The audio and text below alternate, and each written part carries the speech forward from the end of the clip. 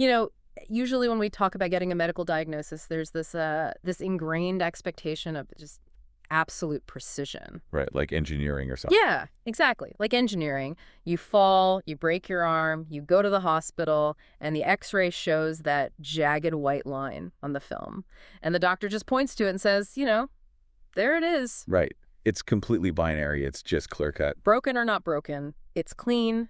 Mm-hmm. It is a fact that exists in the physical world undeniably, regardless of how you feel about it. And it is deeply comforting, I think, because human beings just love things that are visible, things that can be neatly categorized. Oh, absolutely. We desperately want the complex, chaotic world around us to operate on that exact level of verifiable, objective reality. We want to be able to just point at the x-ray of our lives and agree on the fracture. But then you step out of the hospital and into the world of public information. You step into the world of corporate crises or political warfare, of these 24/7 media cycles, and suddenly that x-ray is just entirely subjective. It really is. We're looking at a landscape of facts and events that is genuinely murky. I mean, you think you're looking at a broken bone, but someone else is looking at the exact same x-ray and confidently explaining why it's actually a picture of a perfectly healthy joint. Yeah, it's the absolute definition of diagnostic muddy waters. Right. Because in the realm of human communication, and especially mass psychology, facts almost never get the luxury of speaking for themselves. They're spoken for. Exactly. They're arranged, they're highlighted, contextualized, or, deliberately hidden. And the architecture of that arrangement is exactly what we are digging into today. Welcome to today's session of the College Prof's Chalk Talk. It's a big one today. It is. If you're listening to this, you already know that in today's deeply information-saturated world, figuring out what is objectively true versus what is just a beautifully crafted, compelling story, that's literally a survival skill. 100%. I mean, it's how you vote, it's how you decide to invest your money, it's how you navigate a crisis at work, and ultimately, it's how you understand the world around you. Exactly. We are completely grounding in data, but what we're actually consuming, what actually shapes our daily reality and our decision-making, is the framing of that data. Right. The raw data is honestly secondary to the story told about the data. And to figure out exactly how that framing works, we have a fantastic mission today. We are looking at two highly distinct articles that tackle this exact phenomenon, but from completely opposite ends of the spectrum. Yeah, totally different approaches. First, we have a highly practical, intensely corporate perspective. It's an article from the Januszek Performance Group, or JPG for short, and it's titled, "What Does Controlling the Narrative Really Mean?" And it reads like a manual. It does. It's essentially a playbook, a survival guide for executives, CEOs, and founders who find themselves in these high-stakes, volatile moments where the story could easily slip away from them and just destroy their company's value. And then our second article acts as the perfect academic and journalistic foil to that corporate playbook. I love how they contrast. Me too. It's a rigorous linguistic study by Paul Dawson. It's titled, "Who Controls the Narrative? Journalistic Implotment and Political Discourse in the Networked Public Sphere." Which is a mouthful, but so good. Right. Dawson is essentially analyzing how the media, the very people whose job is ostensibly just to report the news, use this exact phrase, control the narrative, to battle for authority, to establish themselves as the ultimate gatekeepers in a really chaotic digital age. Which brings us to the core paradox of today's Chalk Talk. Because, from the time we're sitting in grade school, we're taught that facts are supreme. The truth will out. Exactly. The truth will inevitably out. That facts speak for themselves. But whether you're sitting in a corporate boardroom desperately trying to manage an acquisition, or you're watching the global news cycle spin a geopolitical crisis into a domestic political weapon. Both of these arenas prove something much more unsettling. Yeah. Whoever frames the facts, whoever, quote-unquote, controls the narrative, ultimately shapes reality itself. That is the defining battleground of our age, I think. It's no longer just a battle over what actually happened in the physical world. It's a battle over what the event means. Right. The narrative has completely superseded the event itself. Okay, let's unpack this. And I want to start by looking at the microscopic, practical level before we scale up to the massive geopolitical stuff. Good idea. Let's start on the ground. Right. Let's look at the Januszek Performance Group article. Because for an executive, narrative control isn't some, abstract philosophical concept. It is an immediate operational necessity. It's do or die for them. Yeah.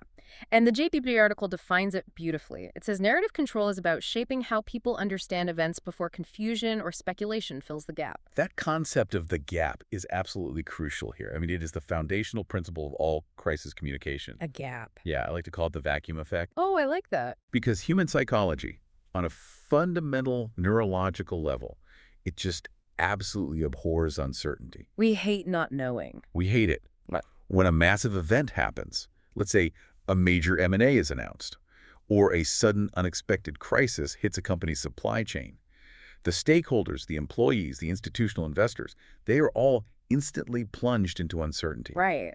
Totally in the dark. And their brains register that uncertainty as a threat. They crave a solid, stable explanation to neutralize that threat. They crave certainty. And if they don't get it? Well, if the leader, the person ostensibly in charge of navigating the ship, does not immediately step up and provide a clear, coherent story, that gap does not just patiently stay empty waiting for the facts to arrive. Right. The gap gets filled immediately. Yeah. And usually by the loudest, most panicked voice in the room. Always. It reminds me of driving a bus. Like, imagine you were driving a bus full of passengers down a steep, winding mountain road, and suddenly the engine makes a terrible sound. Okay. Terrifying. Right. If you, the driver, suddenly let go of the steering wheel, throw your hands up, and just sit in absolute silence, the bus doesn't just magically, safely come to a gradual stop on the shoulder. Of course not. No. The passengers panic. Someone from the front row leaps up and starts grabbing the wheel. Someone in the back is screaming contradictory instructions. People are trying to open the emergency exits while the bus is moving. Total chaos. Absolute chaos. And before you know it, everyone ends up at the bottom of a ravine. Because if you don't steer the bus, the panic steers the bus. That is a highly visceral but incredibly accurate analogy. It feels like that, right? It does. When a CEO goes silent during a crisis because they are, waiting for all the facts, the employees start grabbing the wheel by spreading rumors on Slack. Oh, the Slack channels must just blow up. Instantly. The media starts grabbing the wheel by publishing speculative hit pieces. Competitors start grabbing the wheel by poaching clients. The human brain invents a story to fill the void. And usually a bad one. Exactly. As the JPG article rigorously points out, the story that people invent in a vacuum is almost never one that benefits you or your organization. Of course not. Because it's practically hardwired to be a worst-case scenario. Our brains are designed to anticipate and protect against the worst possible outcome. Survival instinct. And what's fascinating is that JPG proves this isn't just touchy-feely PR fluff. We aren't just talking about making people feel good. No, there's real data here. Yeah, the article provides some genuinely staggering statistics to prove this is a hard, quantifiable business skill that directly impacts the bottom line. Like, they cite an Oxford University finding that stock prices rise 5.3% when CEOs share their strategy early. Wow. 5.3%, just for stepping up to the microphone and establishing that someone's hands are on the wheel. Which is astronomical. Uh-huh. I mean, depending on the market cap of the company, that 5.3% could represent billions of dollars in equity. Billions, just for talking early. Yeah. And why does that happen? Because the market is an engine that runs on predictable narratives. Right. When institutional algorithms and investors see a leader confidently framing the future, their internal risk models stabilize. That makes a lot of sense. And JPG follows that up with an FTI consulting report that quantifies this even further. What did they find? They found that vocal, communicative CEOs, leaders who actively and consistently frame their company's story can generate up to $260 billion in added value compared to their silent peers. Wait, really? 260 billion? Billion with a B. It completely recontextualizes corporate communication. I'll say. It shifts it from a quote-unquote soft skill managed by the PR department to a core fundamental driver of corporate valuation. $260 billion. That is the GDP of a small country, generated entirely by the power of framing reality effectively. It's massive. But the margin for error to capture that value is shrinking rapidly, isn't it? Like, the article mentions the 12 times faster rule. Social media moves 12 times faster than traditional old-school news cycles. 12 times. The physics of information transmission have just fundamentally changed. They really have. In the past, if a crisis hit, a CEO had until the 6 p.m. evening news broadcast, or maybe until tomorrow morning's print edition of the newspaper. Right, to huddle with their lawyers. Exactly. To formulate a response and draft a press release. You had hours, sometimes days. And now? Today, you have minutes. Because of the decentralized nature of social media, if you aren't out there framing the event almost instantaneously, a viral post with 10,000 shares has already decided what the event means before your PR team has even opened a Google Doc. And that terrifying speed necessitates intense preparation. Which brings us to the core of the JPG methodology. The playbook. Yes, the playbook. They outline 4 heavily aligned elements of narrative control that an executive must master, and we really need to spend some significant time exploring the mechanisms behind each of these. Because they form the foundational architecture of how any story is built. Exactly, especially under extreme pressure. So the first element they highlight is the message. Yes, the message. The article insists it must be simple, specific, and repeatable. Which sounds incredibly basic on the surface. It does. But it is notoriously difficult to execute when you are in the weeds of a highly complex technical issue. Right, because the instinct of an expert is to explain all the nuances. You want to give all the details so people understand. Exactly. But you have to understand cognitive load theory. Okay, what is that? The human brain can only hold so much working information at once. And that capacity shrinks dramatically when an audience is under stress, facing uncertainty, or just scrolling rapidly on a phone. So they literally can't process a complex explanation. No. The JPG article stresses that leaders need to brutally prioritize. You have to identify the single most important idea for your audience to remember. Just one. Just one core anchoring idea, supported by perhaps 3 data points. If your message is overly complex, it cannot be cognitively processed, which means it cannot be repeated. And if it can't be repeated, it dies. Exactly. If it cannot be repeated in a hallway conversation by an employee or on a cable news ticker by a journalist, it dies in the vacuum. A narrative only survives if it is highly transmissible. Which leads directly into the tension of the second element, which is timing. Right. We just talked about the 12x speed of social media, Yep. so obviously speed is critical. But the article highlights the absolute tightrope walk of timing. It's a huge balancing act. Because if you delay because you're trying to perfect your simple message, you look guilty or uncertain or incompetent, and the vacuum fills with panic. Yeah. But if you rush out before you have a handle on the facts just to be first, you risk making catastrophic factual errors that completely destroy your credibility for the rest of the crisis. Right. So how do you balance that? How do you win that game? It is the fundamental tension between speed and accuracy. The JPG guidance here is very pragmatic, actually, and incredibly useful. What do they recommend? They argue that you don't have to have all the answers immediately. In fact, people don't expect you to have all the answers 5 minutes after a crisis hits. That's a relief. Right. But you must have a plan for what to say now and what to address later. You could step into the vacuum and say, here is the limited information we know right now.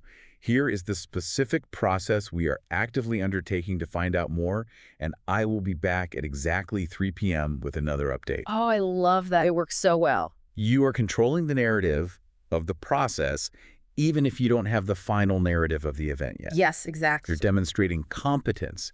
You're showing the passengers that you are awake, you see the danger, and you are steering the bus, even if you don't know exactly what's wrong with the engine yet. Exactly. You neutralize the immediate panic by providing structural certainty. You give them a timeline. Okay, so you have your simple message. You step up to the mic quickly to control the process. But the third element introduces a whole new layer of complexity. Audience. Oh, this is where it gets really tricky. Because your speed and your simple message don't mean anything if you are speaking the wrong language to the people listening. Right. The article says you have to tailor the frame, but, and this is a massive caveat, you have to keep the truth constant. This requires immense dexterity from a leader. I mean, let's take that M&A example again. Okay. A CEO speaking on the day an acquisition is announced has to address several distinct audiences simultaneously. You have institutional investors, you have terrified employees, you have board members, and you have the financial press. And they all care about completely different things. Completely different. The investor desperately needs to hear about market share, synergies, and profitability. The employee needs to hear about job security, benefits, and company culture. The board needs to hear about governance, regulatory hurdles, and risk mitigation. Right. So if you walk into a town hall full of panicked employees who think they're getting fired tomorrow, and you give them the investor pitch about, maximizing shareholder value through redundant workforce elimination. Dead. You are so dead. You have completely lost control of the narrative because you have fundamentally alienated your audience. Precisely. The core truth? The fact that we are merging with Company X never changes. The facts remain the facts. But the frame, the specific angle and emphasis of the narrative must pivot to directly address the primary anxiety of each specific audience.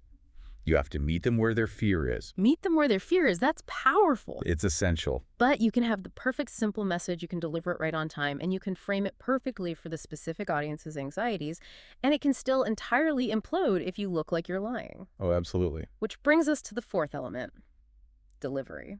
And this stat just blew my mind. The nonverbal one. Yes. The article cites that at least 80% of communication is nonverbal. 80%. It's huge. That means the actual words we spend hours agonizing over in PR drafts only account for 20% of the impact. It is a staggering figure, but honestly, it makes perfect sense when you dive into the evolutionary biology of human communication. Really? How so? Think about the amygdala, right? The brain's primary threat detection center. Long before our hominid ancestors had complex syntax to negotiate treaties or explain quarterly earnings, they had to instantly assess if the stranger approaching them was a friend or a predator.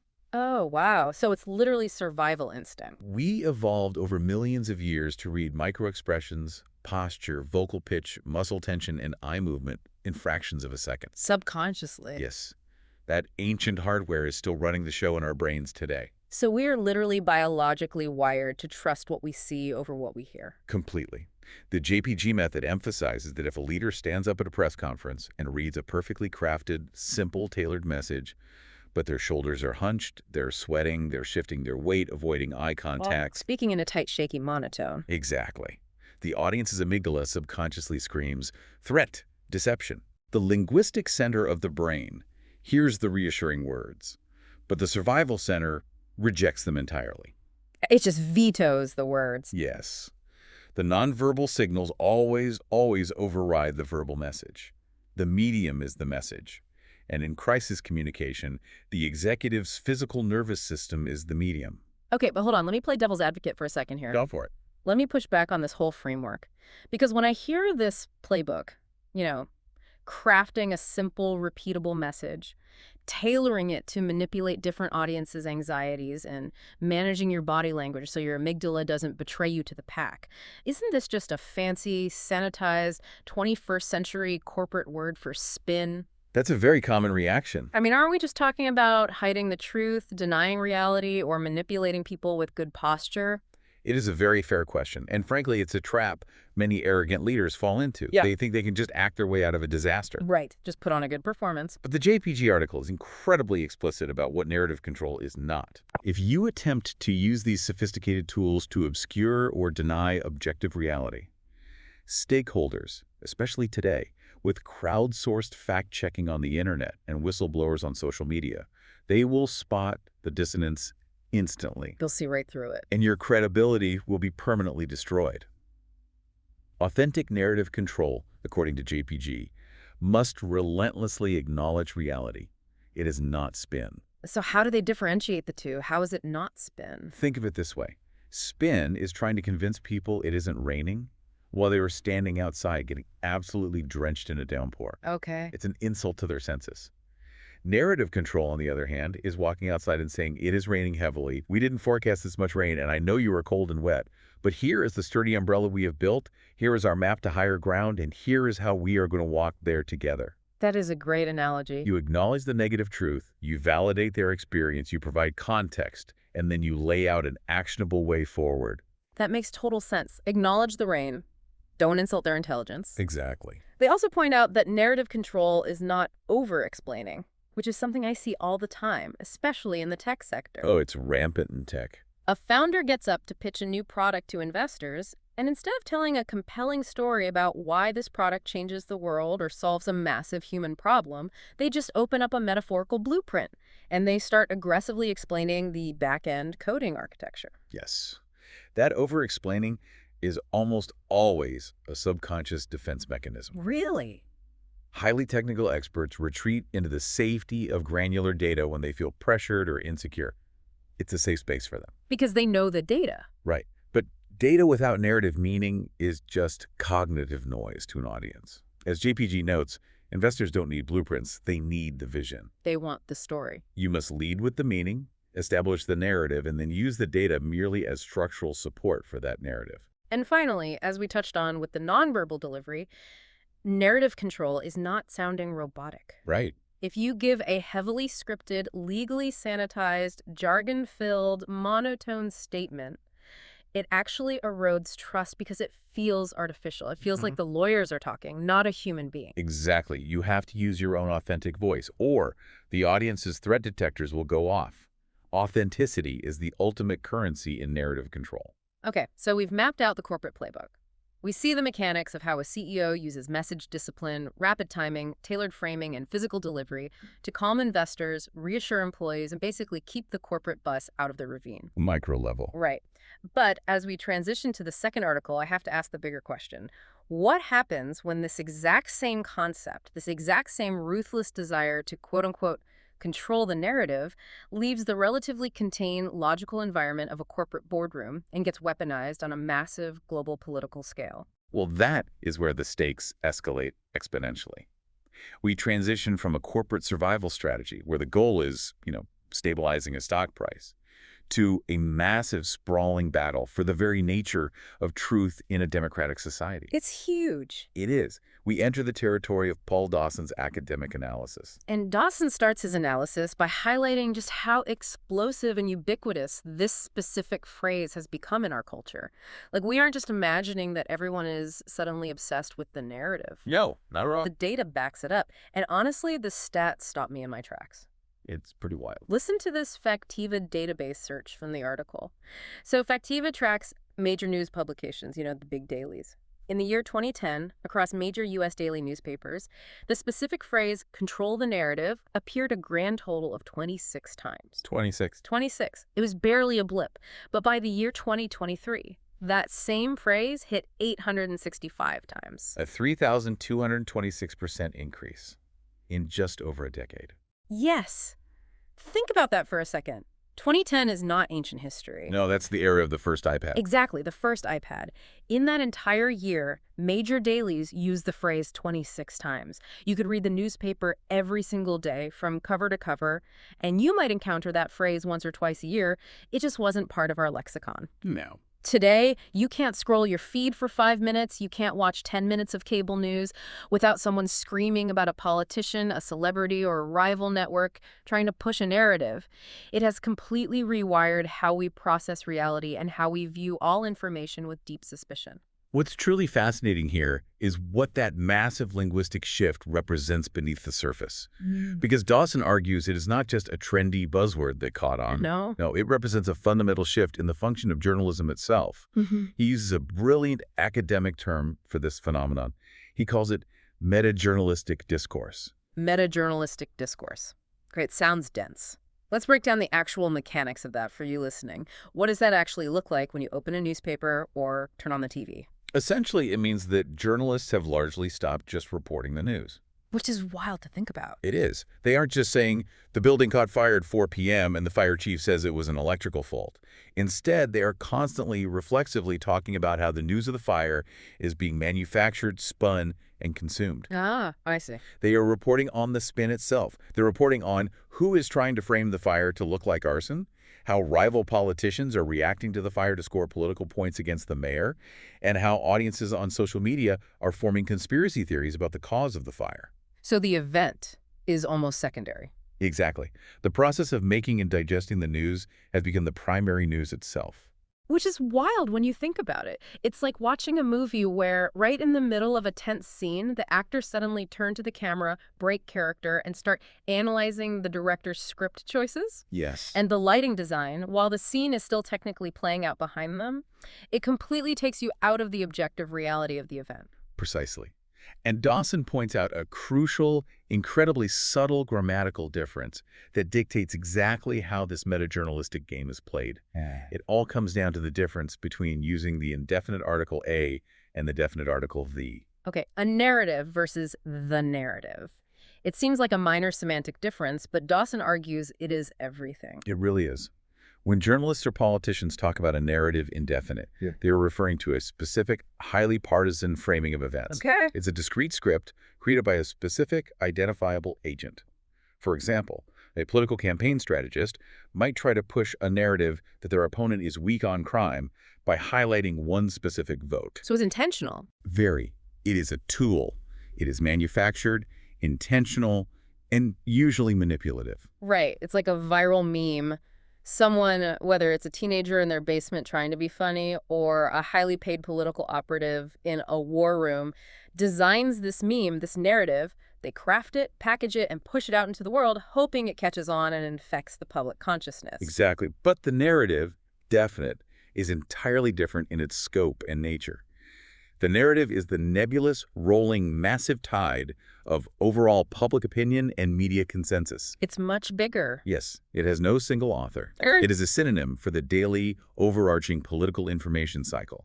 It is the aggregate of all the news coverage, the social media reactions, the press conferences, the late-night monologues, and the water cooler's gossip. So if a narrative is the specific viral meme that someone creates in a lab, the narrative is the entire internet ecosystem that collectively, chaotically decides if that meme lives, dies, mutates into something else, or gets aggressively canceled. That is a perfect way to conceptualize it. Thank you. And political agents are constantly trying to inject their specific, manufactured, a narrative into the ecosystem in hopes of dominating and ultimately controlling the macro, the narrative. I see the game now. But the deeper question Dawson asks is, why has dissecting this process become such an absolute obsession for journalists?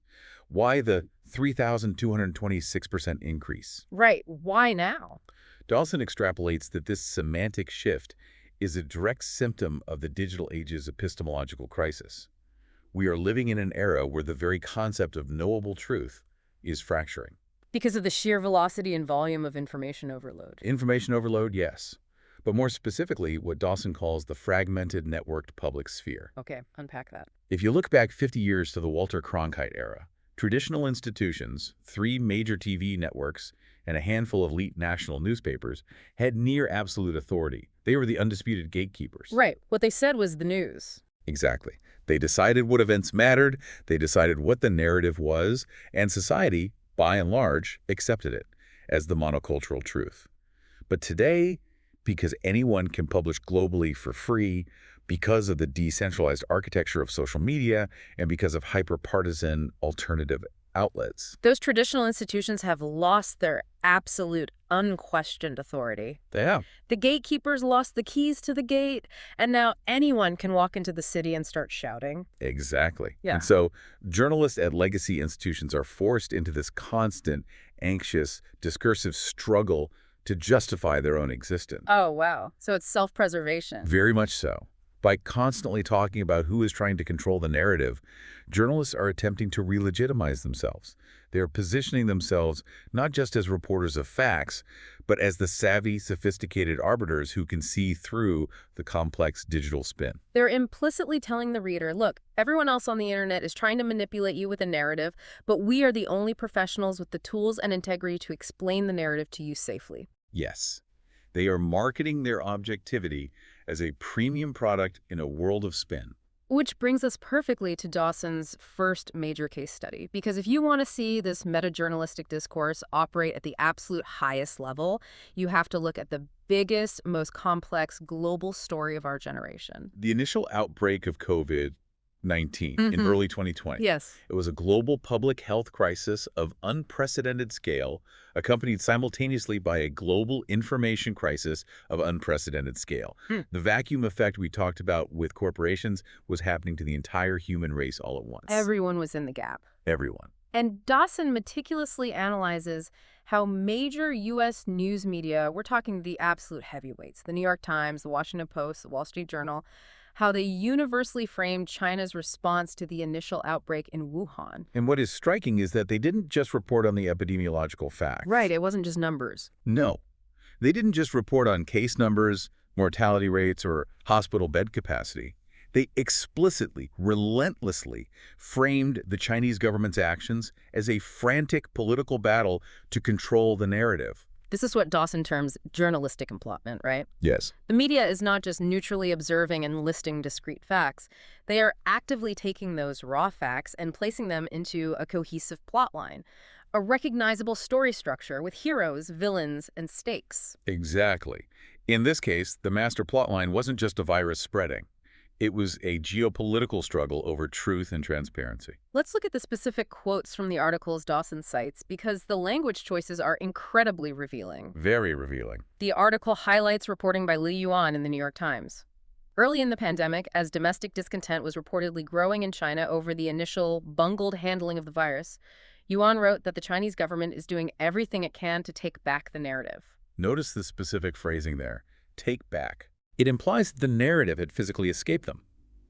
The organic truth of the virus had leaked out onto social media through citizen journalists, whistleblowers, and angry citizens. And that organic narrative was wild, decentralized, and fundamentally threatening to the authority of the state. So the state had to take it back by force.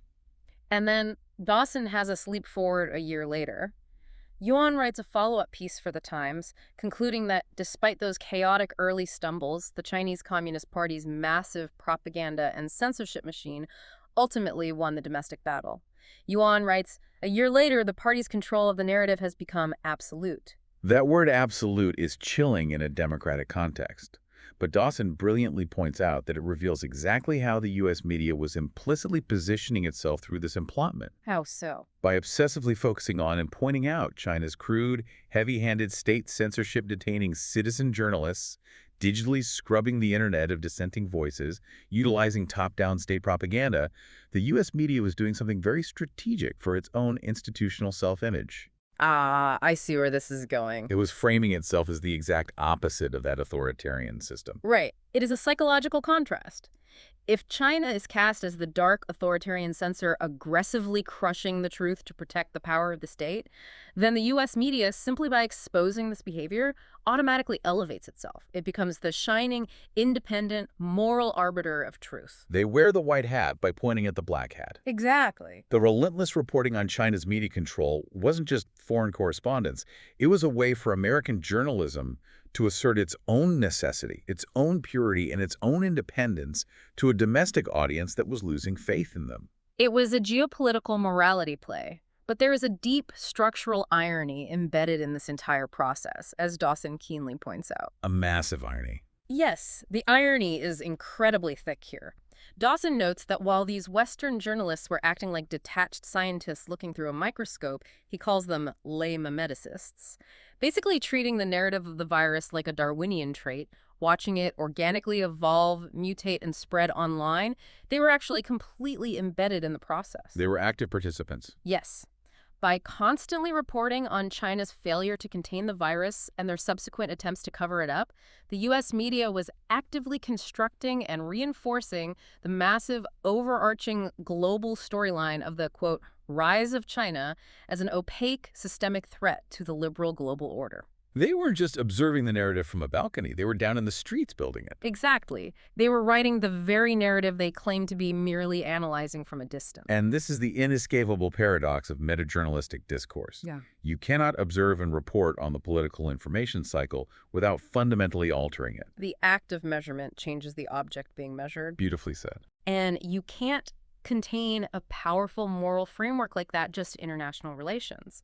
Once the U.S. media built this master template, this idea that aggressively controlling information about a public health crisis is the ultimate political sin, they immediately dragged that exact same framework back home and applied it to domestic politics. In the middle of an incredibly volatile election year, no less. Exactly, 2020.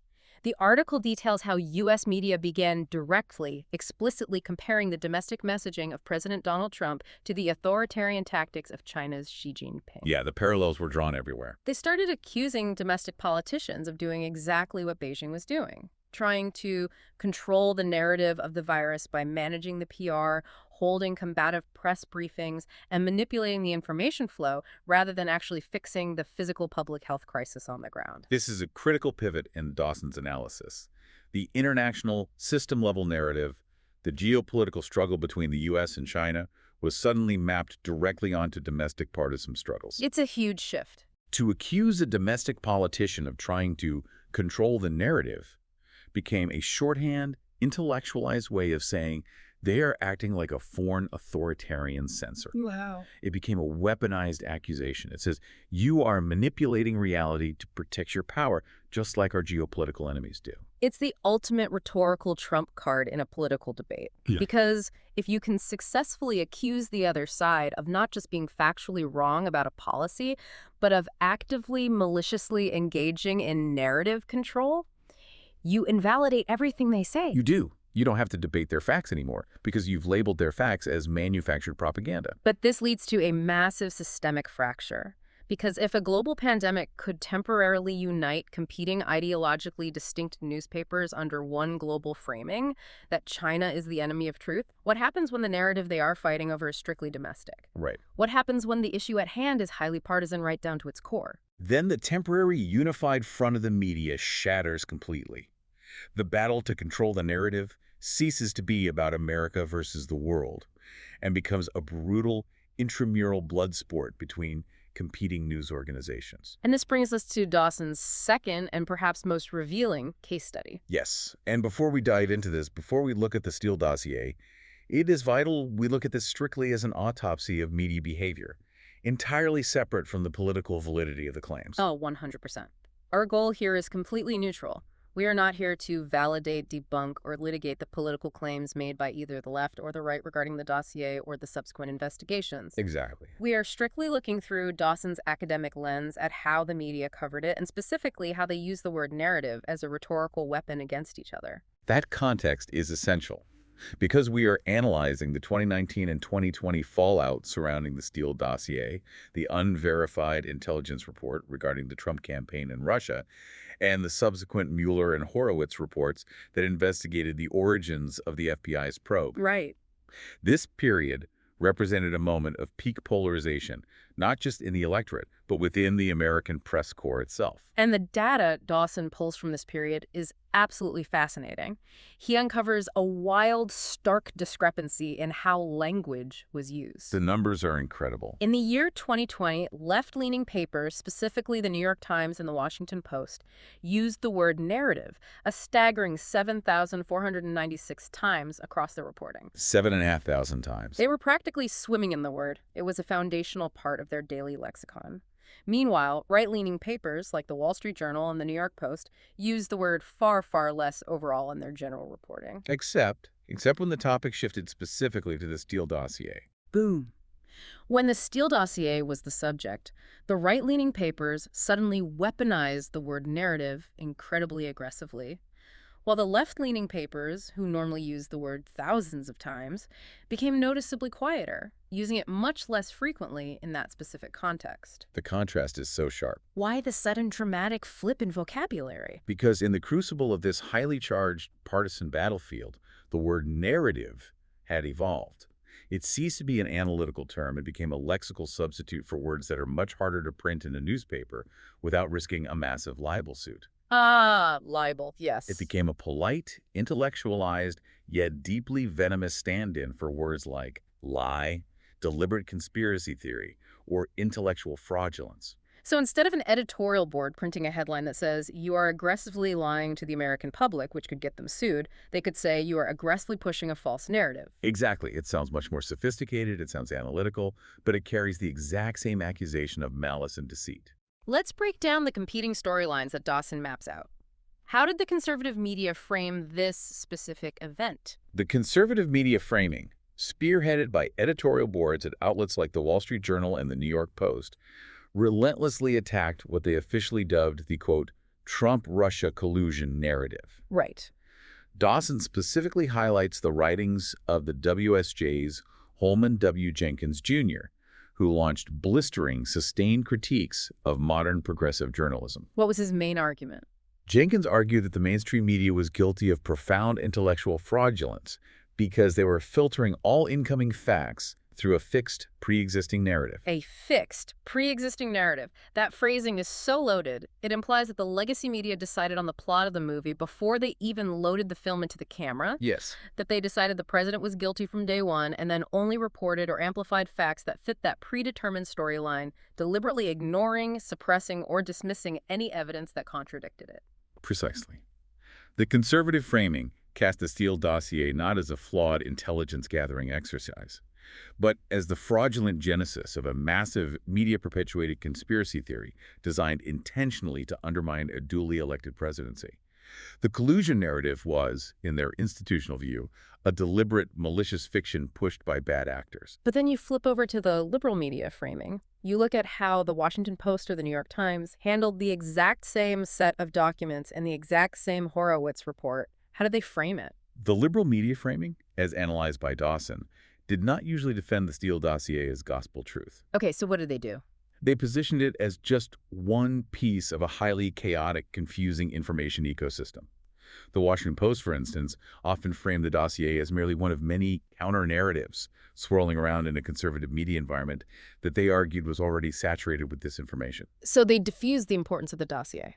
Exactly. They treat it as just another narrative competing in the noisy public sphere, rather than the singular, fatal, corrupt flaw of the entire federal investigation. So the right says, this narrative is a malicious, intentional lie that definitively proves the legacy media is completely corrupt.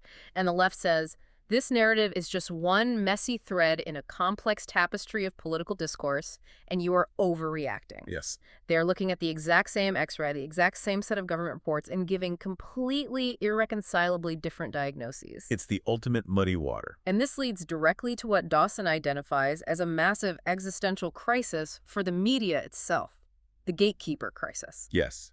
If we connect this specific partisan battle to the bigger picture of media history, this clash over the Steele dossier wasn't really just about Donald Trump or Russia.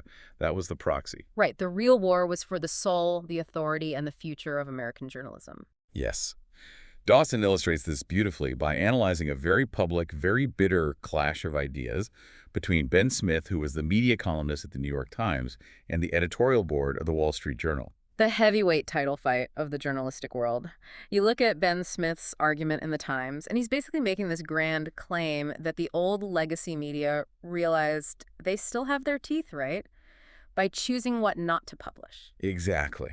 Ben Smith argued that throughout the 2010s, the old gatekeepers, the legacy newspapers, the big network news divisions, had suffered a profound, almost paralyzing crisis of confidence. Because of the internet. Right. With the explosive rise of Twitter, Facebook, WikiLeaks, and citizen journalism, these traditional outlets fundamentally believed they had lost control of the networked fourth estate. They felt they couldn't control the chaotic online news cycle any more than they could control the weather. If a salacious story broke online and started trending, they felt obligated to report on it, even if it was unverified, because the internet was driving the bus and they were just passengers. It's the vacuum effect we talked about with JPG, but happening on a societal scale. The internet rushed into the vacuum and the legacy media just surrendered the steering wheel to the algorithm. Right. But Smith argued that by 2020, there was a palpable shift. There was. He pointed to instances where traditional media consciously chose not to publish certain unverified, hacked, or highly partisan stories, specifically leading up to the election. Yes, he argued that the old gatekeepers had realized their power wasn't gone, it had just evolved. They realized they could still control the agenda, not necessarily by what they chose to publish, but by utilizing their immense power to choose what not to publish. Acting as a filter. Exactly. By acting as a deliberate bulwark against the raw, unverified sewage of the internet, they were aggressively reclaiming their gatekeeper status. They were saying, we still decide what is a valid narrative. But the Wall Street Journal editorial board was not having any of that self-congratulatory backpatting from the Times, were they? It's not at all.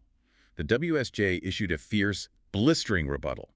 They essentially accused Smith and the progressive press partisans of staggering, blinding hypocrisy. Wow. The WSJ argued that the New York Times couldn't suddenly claim the moral high ground of being a responsible, restrained gatekeeper in 2020 when, for the previous 4 years, they had eagerly published, amplified, and spun the claims of the Steele dossier. A document the WSJ viewed as entirely unverified, deeply flawed, and politically motivated. Exactly. The WSJ was basically saying, you don't get to call yourselves responsible gatekeepers who filter out disinformation now when you spent years eagerly pushing a false narrative just because it happened to align with your political biases. The hypocrisy charge is devastating. And this, for me, is the terrifying crux of this entire chalk talk.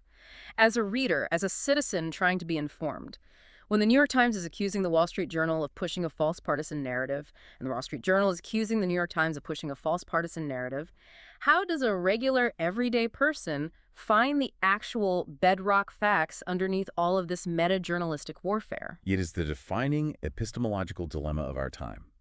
And unfortunately, Dawson's synthesis offers a deeply sobering conclusion. What's the conclusion? He argues that the narrative has simply become an online space of perpetual, unresolvable struggle.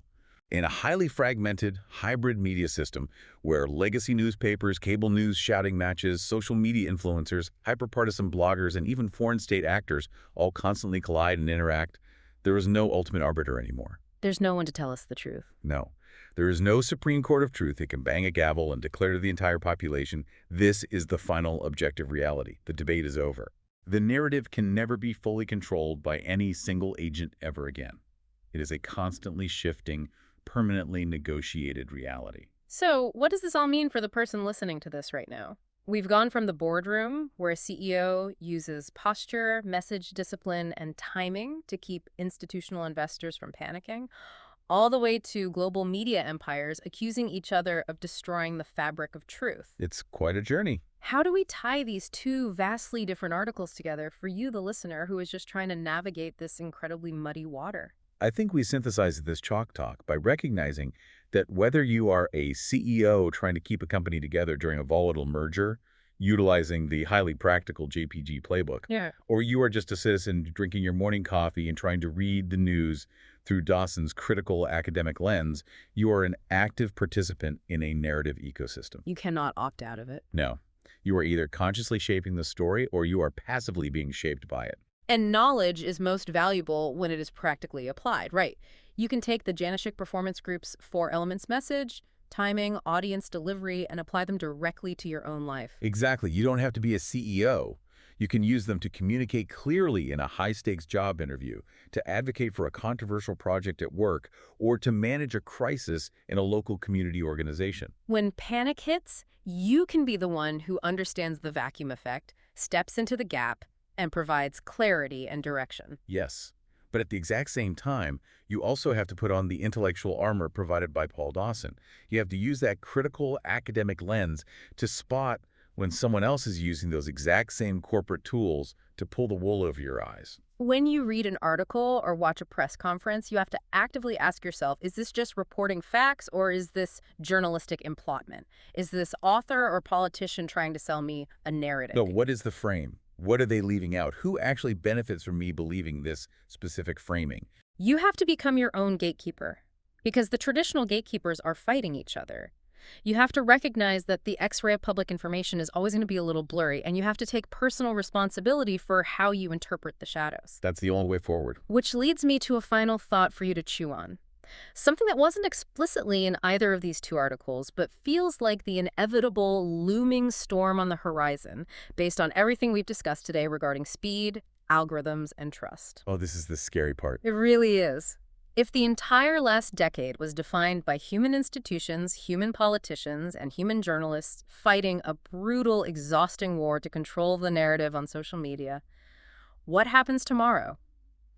What happens when AI can generate 10,000 distinct, highly convincing, perfectly tailored narratives in a matter of seconds, complete with fake video, fake audio, and fake data sets? A frictionless, fully automated narrative machine. Exactly. Who controls the narrative when the narrator isn't even human?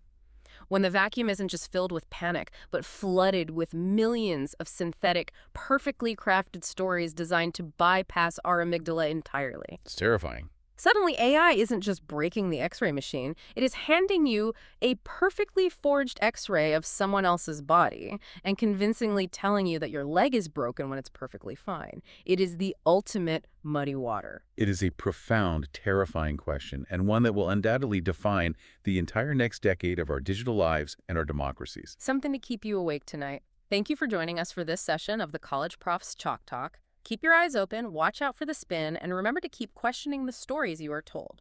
We'll see you next time.